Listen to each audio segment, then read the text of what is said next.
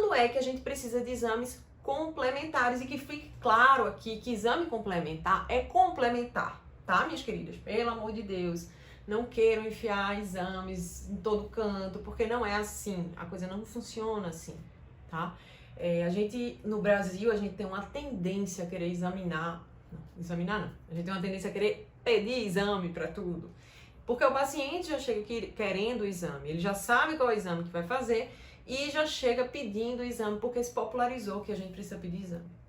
A maioria das doenças a gente consegue diagnosticar sem exame, das doenças simples, óbvio, e consegue tratar sem muita dificuldade, sem precisar, como por exemplo, cefaleia, a gente não precisa pedir uma tomografia da cabeça para saber que a pessoa tem uma enxaqueca ou que a pessoa tem uma cefaleia tensional, tá? Nesse caso, o exame, ele entra de uma forma complementar. Então, quando é que ele vai entrar?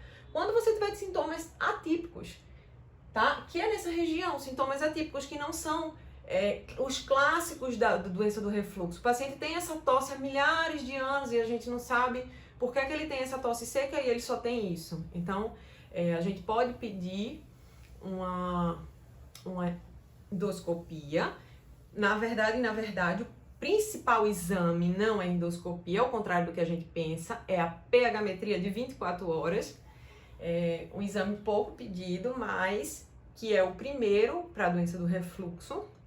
Isso com mais um examezinho que vem junto com ele, que é a pH-metria de 24 horas com impedanciometria, mas deixe isso para lá, deixe isso para o seu médico, que ele sabe, inclusive a indicação, ou endoscopia, que é a mais famosa, que todo mundo adora, né? É engraçado que às vezes não é um exame sem riscos, tá? Todo exame invasivo, ele tem riscos sim. E muitos pacientes às vezes chegam exigindo esse exame. Mas nem sempre tem indicação e precisa ter uma indicação precisa. Também a gente tem a manometria esofágica, que é outro exame, mas aí é um exame que a gente pensa mais em doenças do esôfago e menos em doenças do esfíncter, tá?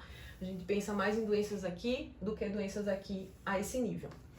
Então, quais são as outras indicações para a gente pedir uma endoscopia? Tá? Fora aquela dos sintomas atípicos, que a gente pode pedir esses exames complementares. Quais são os outros sintomas e outros fatores que eu paro assim e penso, ok, precisamos de uma endoscopia? Primeiro, é ter fator de risco. O que é fator de risco?